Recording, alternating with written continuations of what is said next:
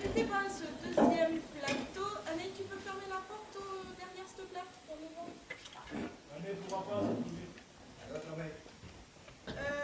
Donc ce deuxième plateau par Pierrot au saxo, Bernadette est par là pour un poème, Jean-Claude pour une chanson qui est par là, je crois. Ah, ouais. Maëlle pour un texte, Nathalie pour les expressions, Patache pour une légende, et on va finir ce plateau avec Bernard pour une histoire. Là. Voilà, donc on va commencer avec Pierrot au saxo.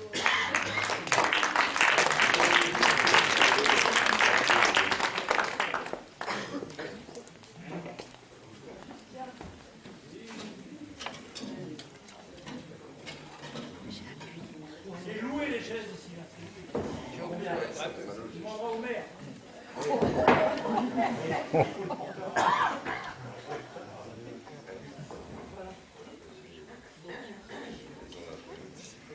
La petite prison en Amérique.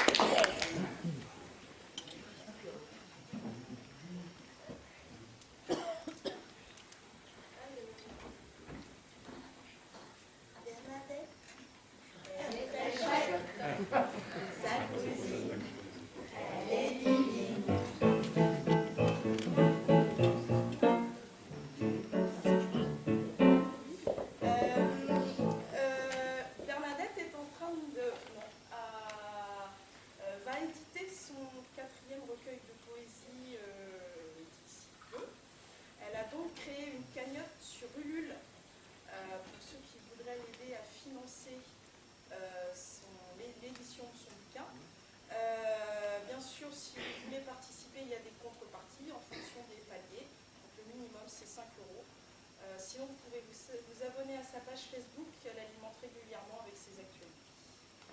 Voilà, voilà. Merci Karine.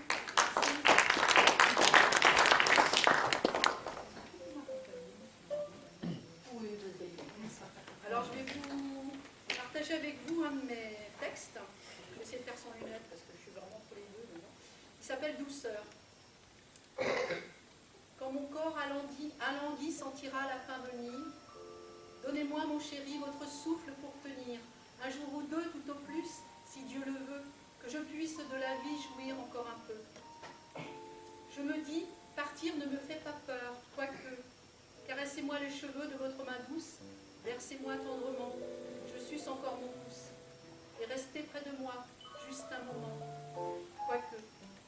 Point de larmes ni de regrets, j'aurais tout essayé ou à peu près, dans votre regard j'aurais trouvé le bonheur d'être enfin aimé. La vie en aller simple me va bien, tout compris en lâchant prise, ce voyage en première me grise et donne du sens au petit rien. Quand mon corps flétri me dira, c'est la fin. Quand mon âme apaisée sourira à demain, fermez mes yeux sur notre si bel amour et continuez de vivre, heureux, sans détour. Point de larmes ni de regrets. J'aurais tout vécu ou à peu près. Dans mon cœur apaisé, j'ai tourné la clé de l'énigme et de ses secrets. La vie en aller simple me va si bien, mon amour. De votre douce main, caressez-moi la joue, que je vous respire en chemin.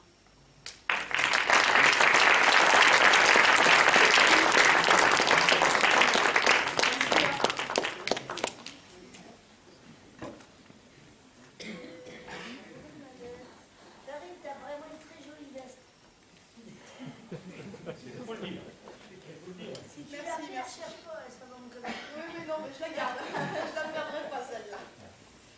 Jean-Claude. Oh, Jean-Claude.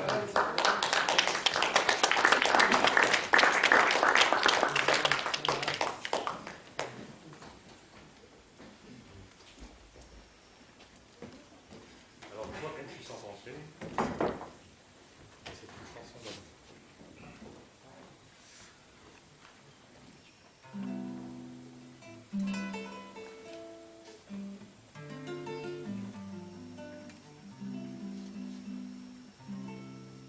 J'aurais pas dû, le jour où je t'ai connu, te suivre dans la rue. D'ailleurs, ça ne se fait plus. J'aurais pas dû, mais puisque c'était fait, j'ai pensé que ça durerait, et je t'ai dit que je t'aimais. J'aurais pas dû, et l'on s'est pris, on s'était pris, jusqu'à aller faire un petit tour du côté de la mairie. J'aurais pas dû, mais quand le maire m'a demandé si je voulais t'épouser, c'est oui, j'ai répondu. J'aurais pas dû continuer à t'aimer le jour où je t'ai trouvé avec ce grand barbu, complètement nu. J'étais ému, alors j'ai pardonné quand tu m'as déclaré que tu ne recommencerais plus. J'aurais pas dû. T'as recommencé et je t'ai repincé.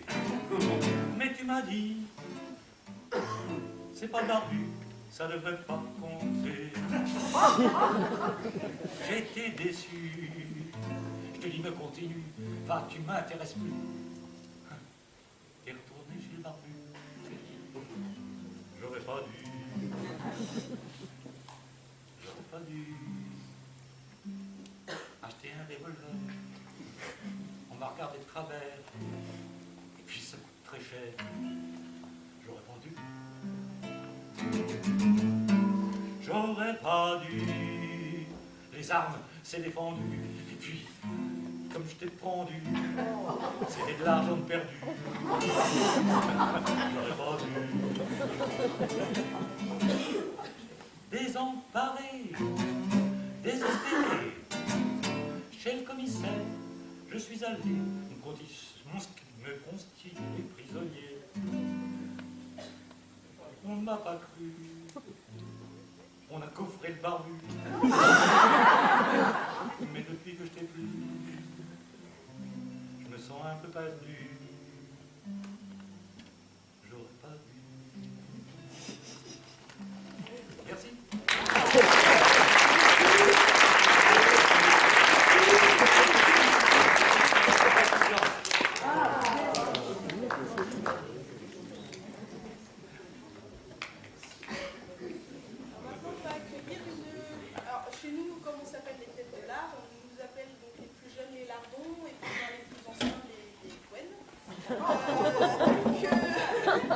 On va accueillir maintenant un lardon qui s'appelle Maël, mais qui est devenu très grand déjà, qui est avec nous depuis quelques années.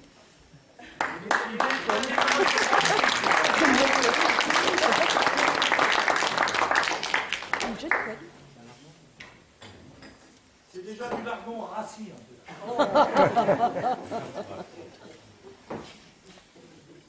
Être serveur, c'est le plus beau métier. Remarquez, de nos jours, tout le monde peut le faire, ce métier. Il faut juste savoir être à l'écoute des gens. Parce que, des fois, il faut voir ce qu'ils nous racontent, comme ils disent.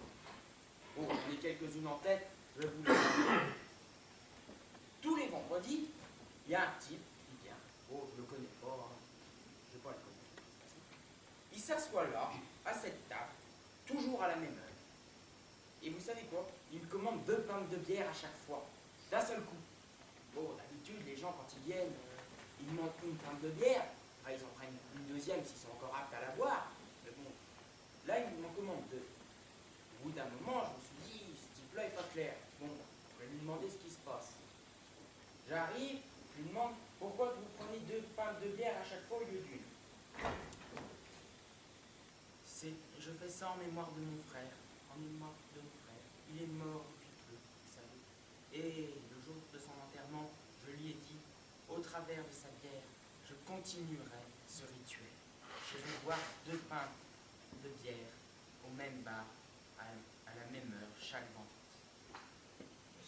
Bon, j'étais satisfait, j'avais ma réponse. Le temps a passé, le gars a disparu, subitement, pendant 15 jours. Oui, bon, je vous dis 15 jours parce que je me souviens de la date de son retour. Le plus facile, c'était un vendredi 13. C'est pas souvent que ça arrive.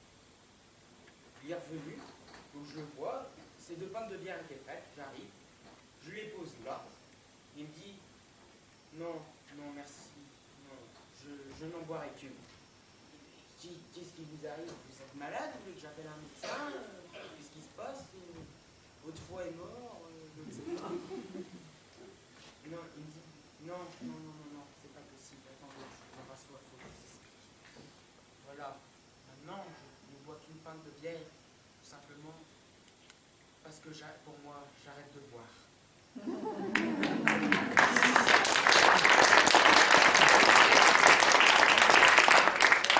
Vous imaginez ma situation? Ah bon, c'est comme ça. Est-ce qu'il y a une première dans la salle?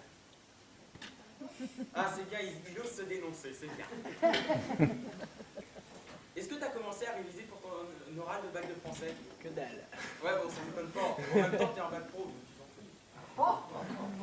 T'as pas d'oral de français. Non, je vous dis ça parce que l'ex-petite amie du neveu du cousin de mon frère, bon, qui par ailleurs est de ma famille par alliance, et qui fréquente plus assidûment les tables de mon bar plutôt que les tables de cours, bah, s'est plantée à son oral. Je ne sais pas comment, je ne sais pas pourquoi. Ah, vous la connaissez peut-être, elle s'appelle Arléna la Blonde. Mais bon, vu son mental, ses copains la surnomment la Blonde. Ouais. Donc, bah, elle s'est plantée à son oral, pourtant, bah, elle avait mis toutes les chances de son côté. Hein. Elle avait mis ses beaux habits, bon, elle s'était un peu peinturé le visage avec du maquillage. Mais c'est simple, elle était tout le temps comme ça. Tout le temps comme ça. Au bout d'un moment, bon, c'est normal, ça ne marche pas. Pourtant, elle avait demandé conseil à ses amis. Bon, ses amis, c'est tous des plongeurs. On se demande pourquoi.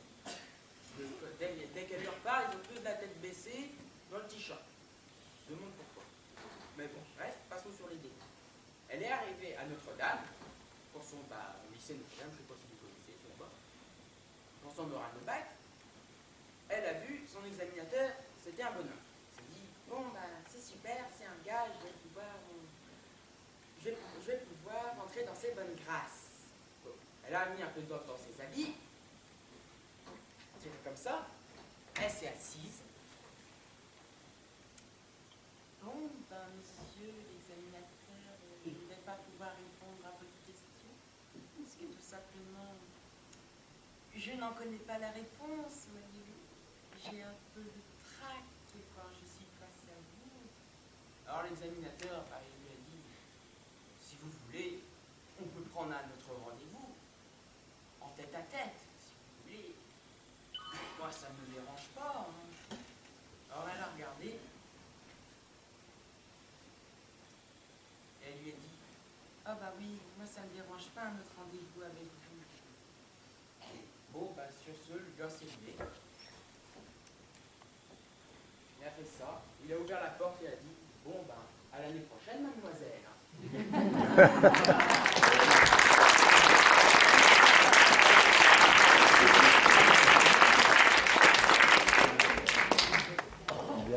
Ismaël,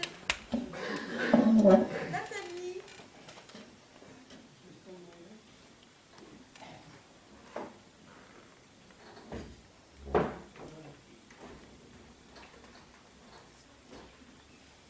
Donc, pour ceux qui ne connaissent pas encore, je fais une collection d'expressions mal dites. Et donc, je fais appel à votre bon cœur pour m'en donner, puisque toutes celles que je vais vous citer, je les ai déjà. Toutes celles que je vais vous citer, je les ai déjà. Je les ai déjà. Déjà, oui, ça c'est important. Déjà, celles-là, je les ai. Mais si vous en avez, je prends pour mettre dans ma collection. D'ailleurs, il y en a une bonne partie qui m'a été fournie par des personnes qui sont ici présentes. Mais pas unique. Bon, j'ai un peu de tract ce soir. Et puis, j'ai une lombargie aussi. Ah, c'est pas facile. Et puis, une otite cireuse. Du coup, pour aller mieux, j'ai été obligée de prendre des produits psychédéliques. Alors, que je vous dise quand même, les produits psychédéliques, j'ai entendu ça à la radio, hein, je prends un petit peu partout.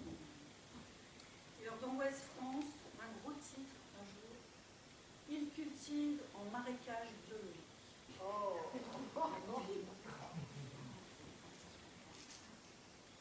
Oh là là, on l'a enroulé dans la farine, celui-là. Je me suis fait une luxure de l'épaule. À l'époque où il y avait de la neige, là, il y avait plein de congénères sur la route, on n'avait jamais vu ça.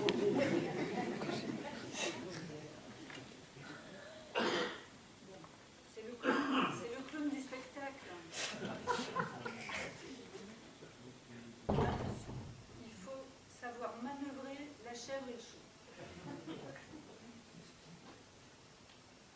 Elle est sous la sellette en ce moment. Oh là là, j'ai le péroné qui se contracte.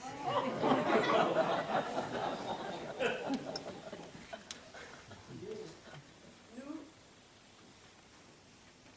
entre nous, on se serre les couilles et on y croit.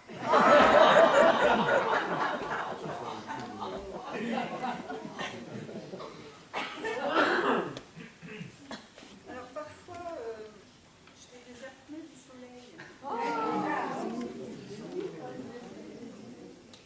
Oh, ça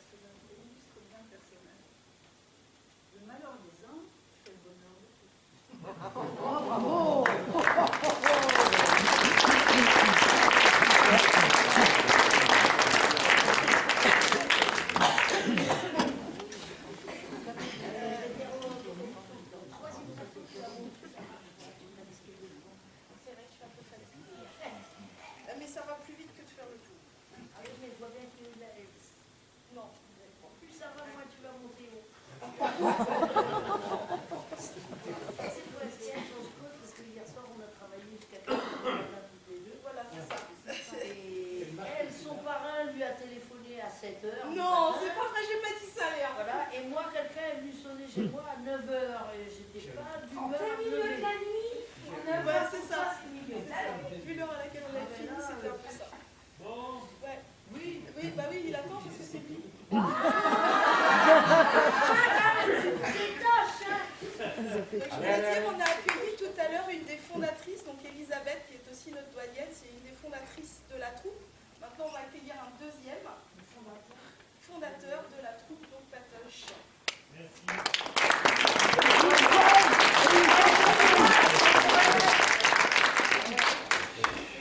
Vas-y, Macquel. Alors nous étions, c'est vrai, nous sommes toujours d'ailleurs 3 fondateurs, des 5 fondateurs, on s'appelle. Donc il y a Elisabeth, il y a Bernard qui n'est pas là ce soir, il est un peu fatigué, et puis il y a moi. Voilà, les 3. C'est nous, on a fait les têtes de l'art, on est bien contents. Donc à l'Antique, donc demain, enfin toute la journée, hein, ils vont vendre des livres à 1 €, des livres d'occasion. Ah, c'est sur le parking devant la boulangerie. Le matin. C'est le matin. Le matin. Bon, c'est que le matin. Jusqu'à midi. Vous pouvez aller à la boulangerie aussi. Au profit du Téléthon. Au profit du Téléthon. Ah oui, il m'a dit. Bon. Autrefois, les veillées, ça s'organisait pas comme ça. Ça s'improvisait. On avait arraché des betteraves toute la journée. Ou bien là, on avait ramassé des patates. Ou bien là, on avait fini la masse. Ah, les hommes avaient bien picolé. Et tous à moitié bourrés.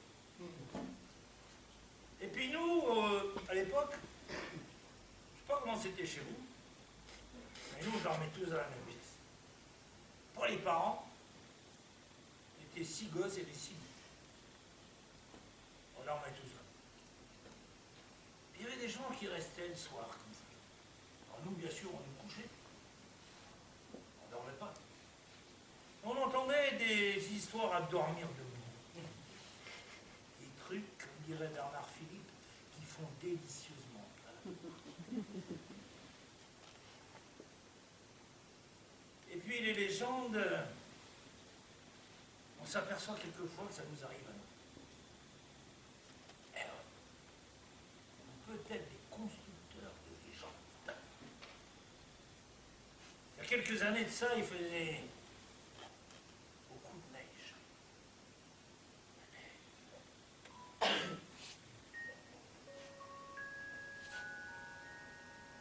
Il faisait 3 heures qu'il neigeait. À ce moment-là, je travaillais à Plérin, au CFA. J'étais pas si fier que ça parce que 15 cm ça va, mais 25, ça commençait par faire beaucoup. Je suis allé voir mon directeur, je lui ai dit, monsieur le directeur, c'est peut-être temps de nous lâchier parce que 25 cm, je ne sais pas comment on va faire pour rentrer. Il nous a lâchés. On est parti sur la route avec ma voiture, j'ai pas fait 2 kilomètres. En plus de 3/4 d'heure. Tout d'un coup, au bord de la route, j'ai vu une femme qui faisait du sport. Elle était habillée tout en blanc. Elle était belle. Mais belle. Je n'avais jamais vu ça. Moi, la jambe féminine, ça ne me laisse pas froid. Je me suis arrêté. Je suis monté près de moi. Je lui ai demandé, vous allez où comme ça? Il dit, je vais chez ma grand-mère. C'est très longtemps que je ne suis pas allé chez ma grand-mère, j'ai envie d'aller chez ma grand-mère. Vous voulez bien me dire? Je dis, oui, je veux bien, mais vous allez m'expliquer la route. Alors on a pris la 4 voies, et tout d'un coup, on m'a fait sortir sur un petit chemin. On est allé sur ce petit chemin. J'ai regardé ma montre, je regardais l'horloge sur la voiture. J'étais parti vers 17h, il était déjà 21h. Je me suis dit, ma femme va s'inquiéter. J'ai voulu l'appeler, ça ne passait pas le téléphone.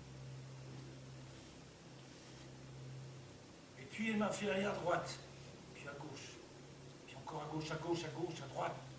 J'étais perdu.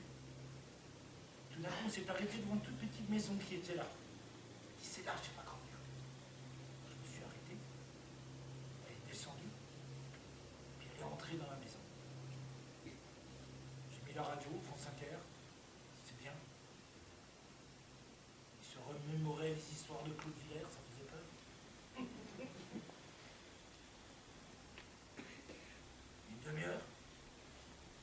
d'heure, une heure, elle ne sortait pas. Je suis allé voir.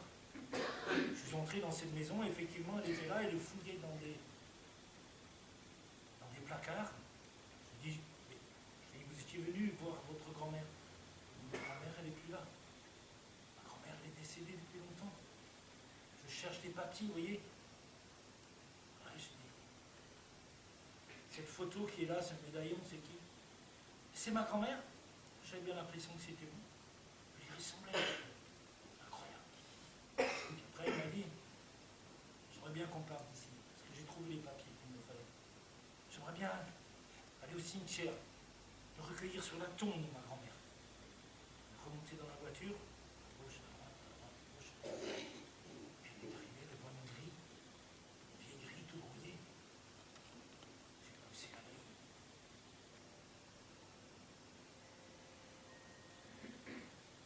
Et elle est entrée dans le cimetière. Je lui ai dit, mais il fait froid, prenez donc mon manteau. Je lui ai donné mon manteau, il l'a mis sur ses épaules, et elle est partie dans ce cimetière. Moi, je suis retourné dans ma voiture, j'ai remis la radio.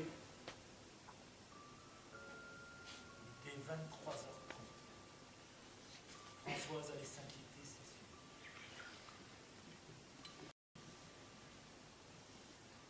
1 heure, 2 heures, 3 heures se sont écoulées. Je suis rentré dans ce cimetière. J'ai fait toutes les tombes. Je ne la trouvais pas. Tout d'un coup, tout au bout d'une allée, j'ai vu une petite sépulture blanche. Et une photo. Sur la photo, il y avait le portrait de la grand-mère dans la maison. Et sur la croix, j'ai retrouvé mon nom. L'histoire est terminée. J'ai dégringolé la pente. Je suis monté dans mon bateau. Et me voilà ce soir.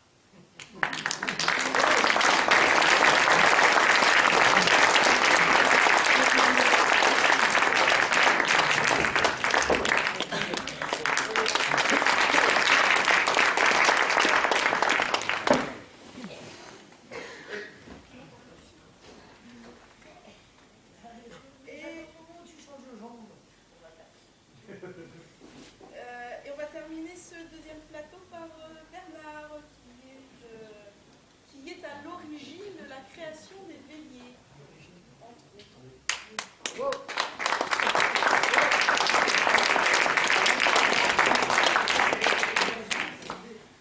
Bon, je vais finir par ce plateau par 2 ou 3, comment je dis d'habitude, bêtises.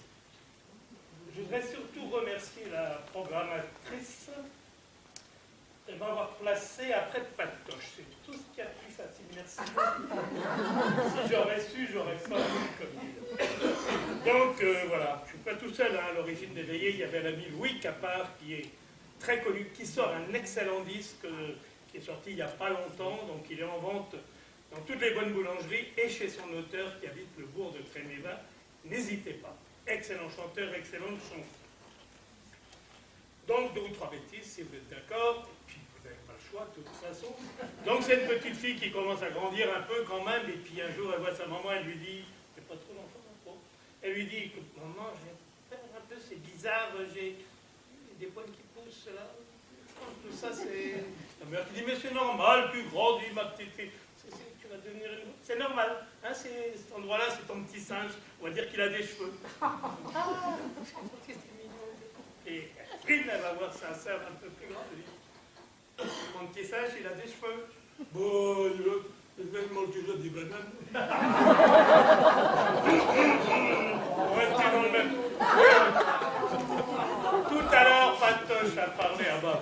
Puis il fallait pas m'inviter. Moi, je suis sûr que j'avais rien préparé. Non, tu vas pas nous faire ça. Ah bah si. Alors, tout à l'heure, il a commencé à dire qu'on ramassait les betteraves et tout. Alors, c'est 2 braves paysannes dans le champ, elles ramassent des betteraves. Bon, il y en a une qui dit, ah, oh là là, ça fait penser aux machines de mon bonhomme. Oh, de primé, toi. Aussi grosse? Non, aussi sale. J'ai un copain à ce cas.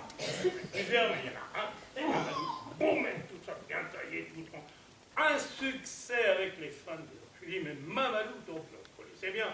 On allait se baignant pour la douche. Mamadou. Bon, c'est bien connu que les Africains ne sont pas tous sous-développés. Mais comment tu fais pour...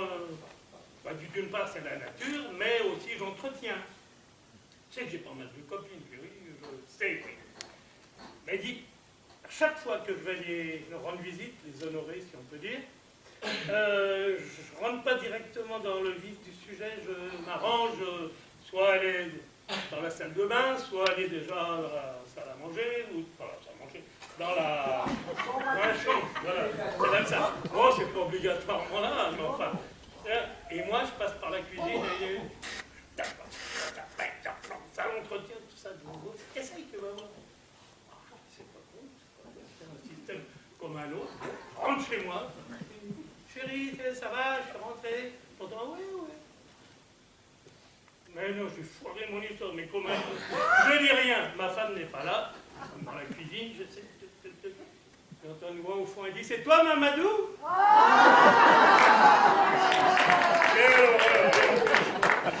Bon, allez, on continue dans le même registre.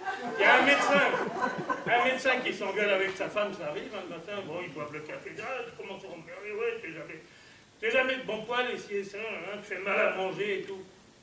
Et le médecin, avant de foutre le camp, il dit, et en plus, il est minable au lit. Bon, il fait sa petite tournée, il voit 3 patients, 3, 4, 5, il dit, quand même, j'ai été dur, elle est sympa, puis bon, j'étais énervé, je m'excuse. Téléphone le midi, ça sonne, ça répond. Bon, peut-être qu'elle est allée se consoler chez sa mère, comme elle fait, sa sœur. Je rappelle. Appel à 2 heures. Rappel à 3 heures. Il y a sa femme au téléphone. Oui. Elle dit, je t'ai appelé 2 fois, 3 fois. T'as pas entendu? Si, j'ai entendu. Mais je n'ai pas pu répondre, j'étais avec un médecin. Ah, un médecin? Bah, elle dit oui. Bah oui. T'es malade? Elle dit non. On était couchés. D'après ce que tu m'as dit ce matin, je voulais avoir l'avis d'un confrère. Voilà. Bon, ça s'est fait. Une petite mignonne. Il y a 2 mamies qui discutent de l'autre. Dit, oh là, mon mari, mon merde. Après le câlin, ils se sont obligés de faire le cri de Tarzan. Oui. Bon, c'est pas méchant. Mais dit oui, mais moi, ça me réveille.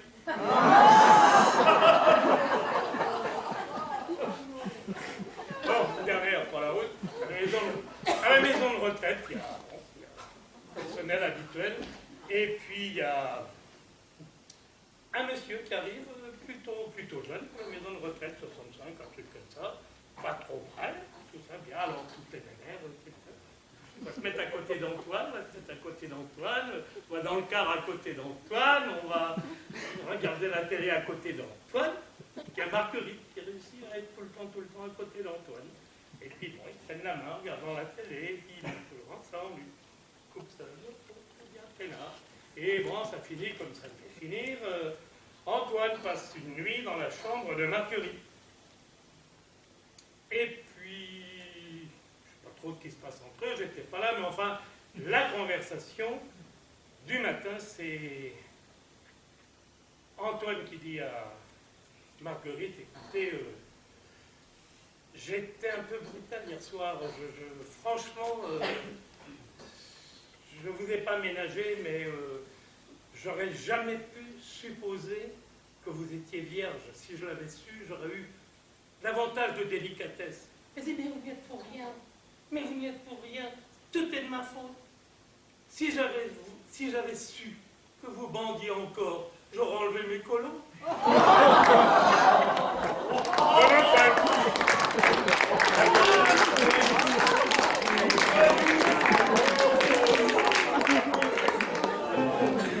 Merci beaucoup Bernard pour cette belle poésie.